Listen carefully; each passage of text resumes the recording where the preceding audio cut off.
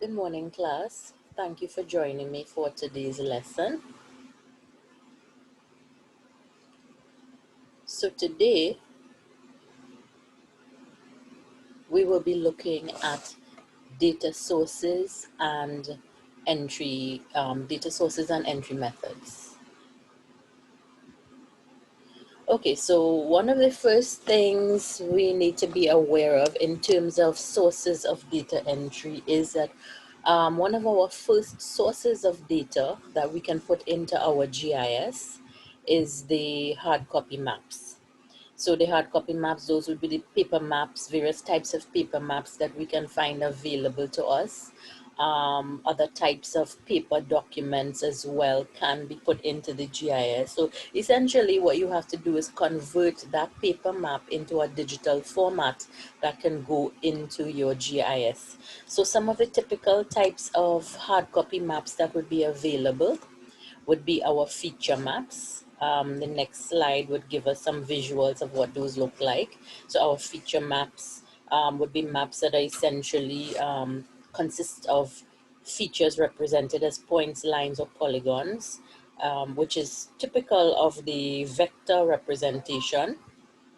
We also have choropleth maps. Our choropleth maps are maps that represent quantitative information, usually defined by area features or polygon features. A very common one would be our population density maps. Then we have dot density maps, which also shows quantitative information. However, they, instead of being represented by area features, the quantities are represented by dots. So this is where you'll be able to observe clusters of information or areas of sparse information, etc. We also have the common contour maps, or what we also refer to as isoplet maps. So isoplet maps are essentially maps which utilizes lines to join points of equal value. Some typical ones would be rainfall maps, elevation maps, and even temperature maps. So the feature maps that we talked about, this is what one may look like. So you see here we have cities and highways represented as points and lines on your map. Choropleth map, remember we talked about population density, persons per square mile. The darker the shade typically is the greater the quantitative value. Okay, so immediately you can look at the map and see where the greatest population densities are located. We also have the dot density map. Notice it's the same geographic area, and if you observe using dots to represent 50,000 persons, we can see a correlation between our clusters and higher densities on your dot density map in relation to your choropleth map. And then, of course, we have our isoplet map or contour map where we have heights, lines joining heights of equal value. So you all should be familiar with at least this one. Okay, so these are some examples of paper maps that can be used to integrate into our GIS. So the next thing we want to talk about, since we are looking at sourcing maps from other sources, we need to understand the concept of map scale and generalization. Okay, so firstly, when we talk about a map scale, we are talking about the representation of the ratio of the distance on the ground on the map to the distance on the ground. Okay, so typically what you would find, okay, let's look firstly at these few examples. So what do we refer as small scale and what do we refer as large scale? So small scale actually shows a large geographic area. So for example, a large scale might look like 1 to 250,000 of a particular unit. Okay, what does this really mean?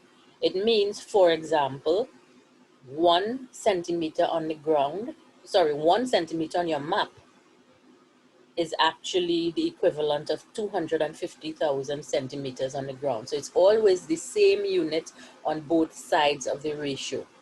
All right. So never get that confused. It's always the same unit on both sides of the ratio. So the one represents 1 centimeter on the map to 250,000 centimeters on the ground. So small scale shows a large geographic area. So therefore, what does large scale show? Large scale shows a smaller geographic area. So what does that look like? What does that ratio look like? 1 centimeter on the map represents 24,000 centimeters on the ground. So essentially what is happening is where you have large scale, you can actually get more detail. So you're showing a smaller geographic area, but you see more detail. Whereas with a small scale, you show a larger geographic area, but you get less detail. Try to imagine this as in your computer environment.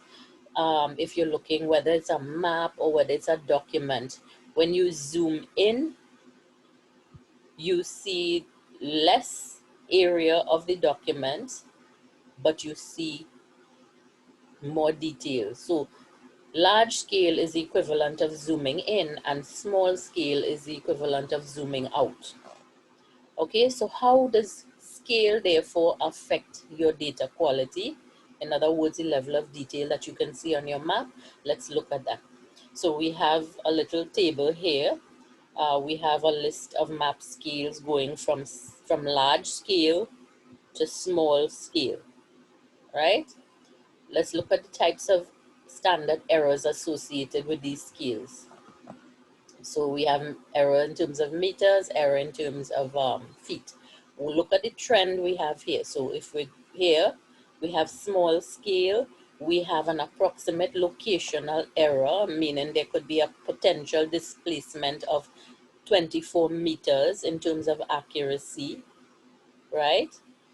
And as we go from large scale, the 24,000, to small scale, the 250,000, notice that the potential error increases, meaning that locational displacement. So it may not, so it's anywhere within that that error distance that the feature actually falls. So it means you have greater uncertainty in terms of locational accuracy of your features, the smaller the scale is. So that's very important for you all to remember.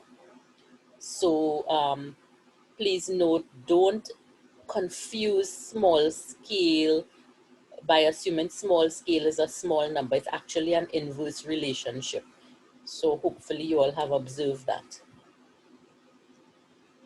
Now maps are actually an abstraction of reality, similar, and this is essentially the same concept that's represented in GIS. All right, we are representing the features on the real world in a way that it can be understandable to us in the map. So with the GIS vector data, this is an abstraction of reality as well. We represent all features on the Earth's surface either as points, lines, or polygons. Now, a common form of abstraction is generalization of that information, that map information. Okay, so here, this chart shows us some examples of types of map generalization. Let's look at, let's see, simplification.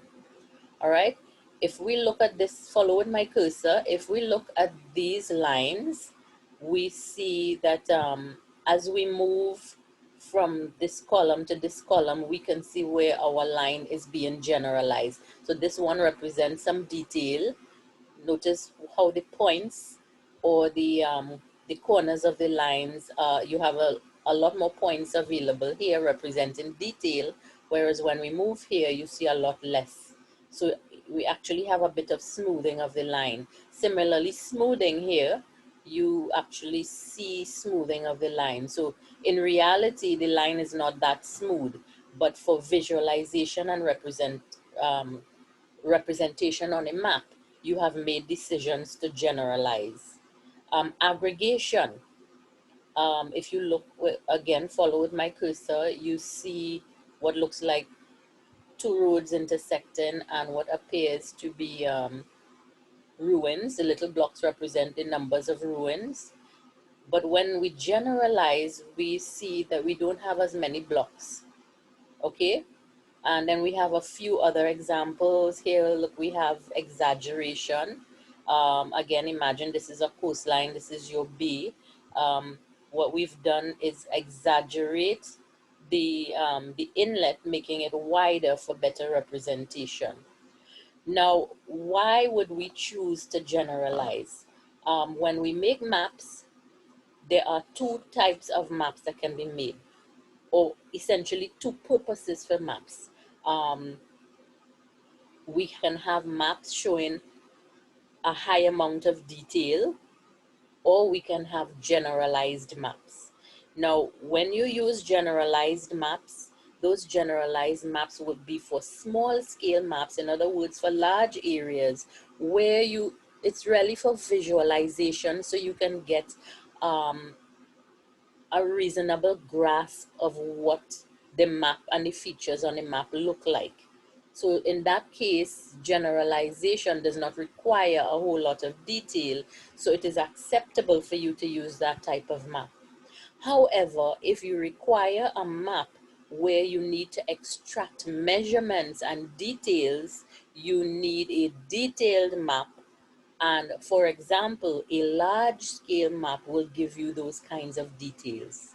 Okay, so here we bring back the issue of map scale again, and we now are relating it to generalized maps and detailed maps. So hopefully you get the you get the understanding of why map scale is so important, because if you have to input maps into your GIS, you will need to make a decision as to which type of map is suitable for your particular GIS purpose. Right, so we're continuing. So we have, we want to look at map boundaries and spatial data concerns. So when you have different maps that you may have gotten from different sources for a particular region, and maybe you need to stitch them together to make a larger geographic area, along the edges of the map, you find that you will have discontinuities, or what we call misalignment. All right, what can cause these misalignments? For example, differences in time that the data was collected for the adjacent map sheets, and those differences in time may show differences in the landscape from one sheet to the next. Other reasons for these inconsistencies can include the landscape itself through time. So if those two sheets, those two adjacent sheets were taken at different times, um, again, it will show changes in landscapes. If the data was taken at different times as well, most likely they would have been collected by different persons, and different persons may use different methods, so you have some inconsistencies there. That brings us to the point here, differences in coordinate registration. So if you have um, different persons collecting the data, different persons may have assigned coordinates to the map using different processes. All right, so when we talk about coordinate registration, I've defined it here for you. Coordinate registration is the process of bringing maps into alignment with known geographic points, and those known geographic points, we refer to them as geographic control points. Okay, so this is what edge matching may look like. So you have sheet 1 and you have sheet 2. Okay, and for the purpose of, we may call it mosaicing. You know how you may mosaic photos to make a larger photo? We would want to do the same thing with maps, but we call it edge matching. So we are trying to now join it at this point here, but we've ended up with some discontinuities. Notice how the lines are misaligned. Okay, we refer to this one as our source layer and this one as our target layer. So our source layer is the one that we want to match the target layer to, right? Um, I beg your pardon, it's the opposite way around. We want to match the source layer to the target layer.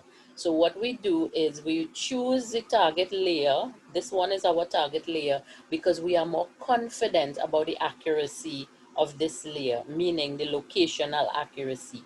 Now the source layer, we want to try to match to this layer. So a certain process will have to be used in order to match these lines to the edges on your target layer. All right, and that process, I'm not going to go into details on that process, but that process is what we call edge matching. Now let's talk a bit about data standards and data quality. All of these issues are very important when we are looking at trying to bring data into our GIS. So the first thing we want to do is define what a data standard is. So a data standard is an agreed way of describing your data, doing your data, doing usually referring to development of it, and it's also an agreed way of delivering the product. How do we disseminate it? So in other words, data standards allow for a common understanding between different parties, particularly when you're either using the data or exchanging data. You need to have a common understanding of how is the data described. What are the different components of the data? I will give you an example of that shortly. All right. How was the data developed? All right. There must be a standard. If different parties who may want to share data develops their data differently, we would not be able to share that data because they have been developed differently.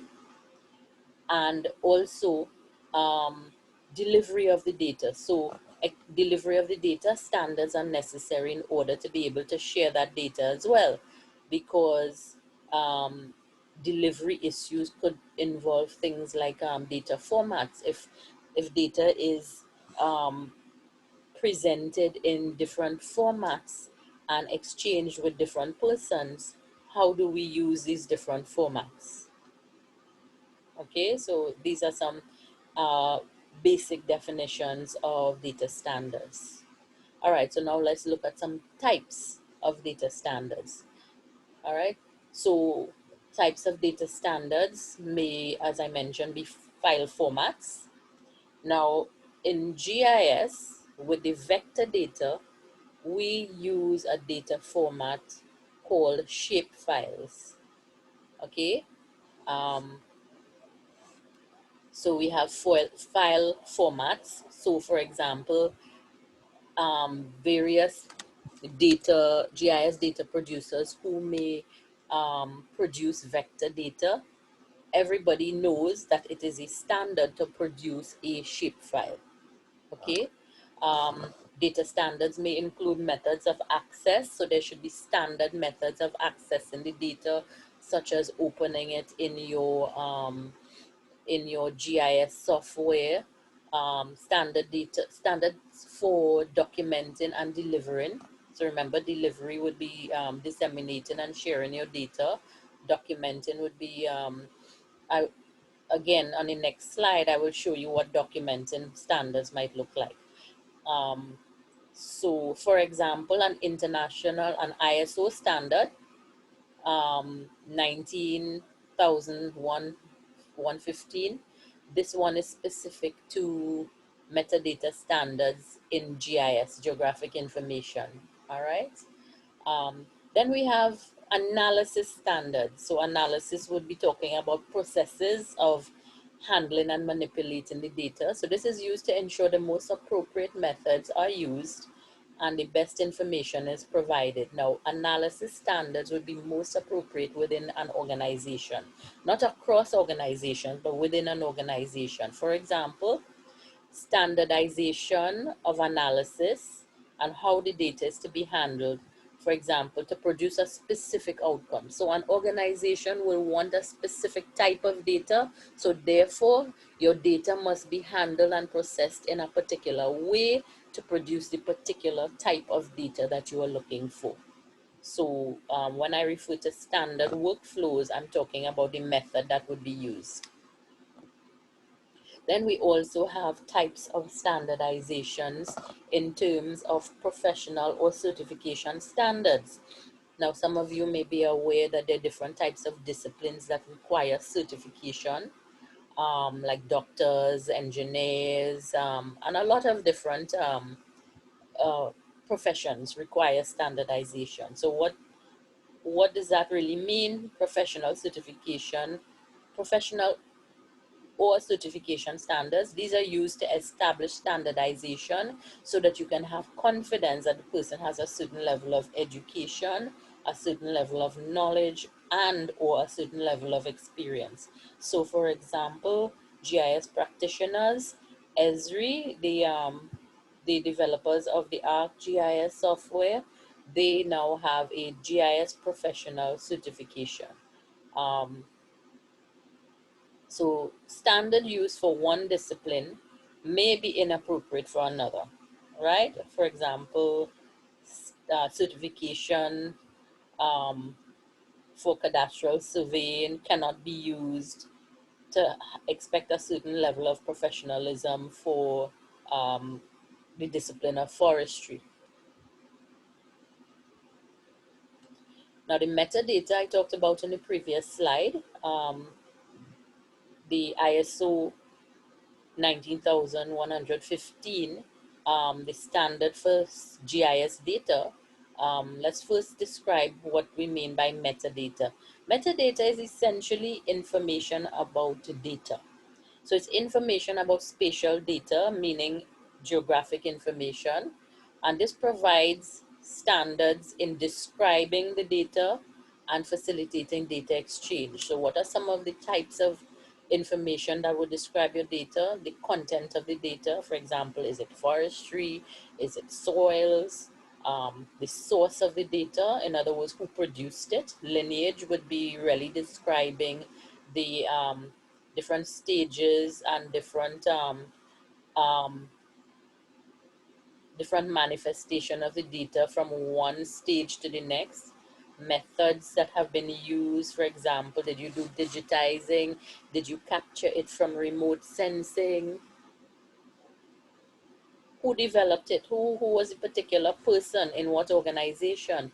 What is the coordinate system that was used? Now, this type of information would be very important because when you share your data with another person or another organization, they need this kind of information in order to determine how to appropriately use the information. For example, also, if they identify errors in the data and they don't quite understand how to fix it, they need to know who the developer was so that they can go back to that person for assistance.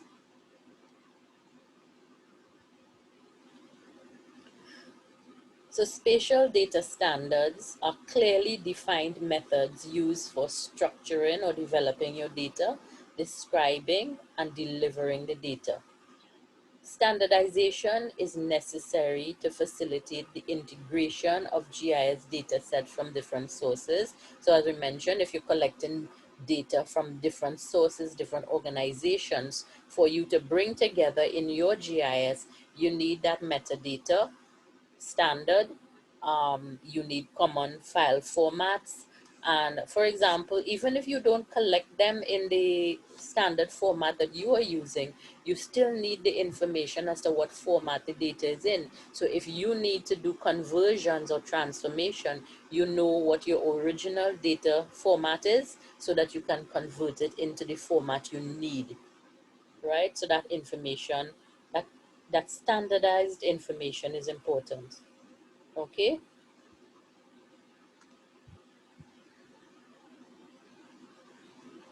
so standards, we can categorize into four areas. We have the media standard. So the media standard, this involves the standard that would facilitate the transfer of data from one location to another, or from one person or organization to another. So you have various methods, and these methods can range from one-off delivery of the data on a CD or DVD. I don't know how much of that they're doing anymore, because we have technology has developed so much since. All right. Or it can have real-time delivery through information on the internet. So a lot of information is being exchanged on the internet. For example, you have cloud storage now, where information can be uploaded and downloaded from the cloud storage. Some examples of cloud storage would be like your Google Drive or OneDrive, and then of course you have so many other examples, Dropbox, and I've probably lost track of some of them now. Um, then another category would be your format standard. This specifies your data file components and structures. For example, what I talked about earlier, vector file format standard. So again, ESRI, Environmental Science Research Institute, um, the who have produced the ArcGIS, they have created an industry standard through their vector file, and that file format is your shape file. So what you find is a lot of other GIS software are actually also using that shape file format. So what happens is this file format, the shape file, facilitates the transferring of data between computer systems from one organization to another, or from one computer to another. Producers and users may not use the same hardware or GIS software. Thus, a standard format is necessary to facilitate that interchange between the different software systems. Another category of standards would be your spatial data accuracy standards. This refers to the quality of the positional and attribute data stored on the spatial data set. So you have a GIS data layer. What standards are we looking for? We have to be concerned with the positional accuracy. So that's your map. When we talk about positional accuracy, we're looking at the accuracy of your map. Then we also want to be concerned about your attribute accuracy. So we're talking about the information in the table associated with the map. So if you recall from a previous lesson, when we talk about GIS data layer, a GIS data layer is always made up of two components. There is the map and there is the attribute. So if we are interested in determining the accuracy of a GIS data layer, we must be able to define the positional accuracy, that is your map accuracy, as well as your attribute accuracy, which is a table, right? So for example, levels of acceptable accuracy for positional, how might we describe it? Positional accuracy, plus or minus 5 meters. What does that mean? It means that the locational accuracy can only be defined up to 5 meters, meaning that it could potentially be off in error by about 5 meters.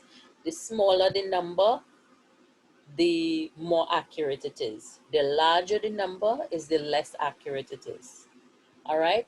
How do we describe attribute accuracy? We describe it in terms of percentage. So if we say it is 99% attribute accuracy, you're talking about a very high level of accuracy. And then another category is our documentation standards. And that, of course, will be related to our metadata standards as we looked at in a previous slide. So in other words, this is how the spatial data or your geographic data is described. It can describe source, author, um, the format of the data. For example, is it in shapefile? It can talk about, describe the origin of the data, the method of development, as well as level of accuracy, with, for example, what we described up here. All right.